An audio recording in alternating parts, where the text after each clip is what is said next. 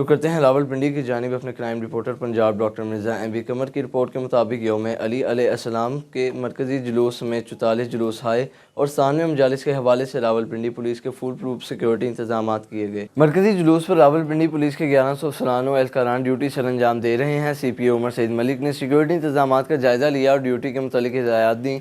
SSP operation, chief traffic officer, SP Rawal, SP CIA, SP security, SDPOs और दीगर senior अफसरान भी CPO के हमरा मौजूद थे। ड्यूटी पर तैनात अफसरान व एहलकारान अलर्ट होकर ड्यूटी सर अंजाम दें, मशकूक अफराद और दीगर सरगर्मियों पर कड़ी नज़र रखें। CPO की हिदायत, सीनियर अफसरान तन ड्यूटी को चेक करें और ब्रीफ करें। CPO की हिदायत, जुलूस में दाखिल होने वाले अफराद को मुकम्मल बॉडी सर्च के बाद दाखिले की इजाज़त दी जाए। CPO की हिदायत, मजालिस की सिक्योरिटी के लिए 800 जबकि दीगर जुलूसों में सिक्योरिटी के लिए 1600 के करीब अफसरान व एहलकारान ड्यूटी पर मामूर हैं।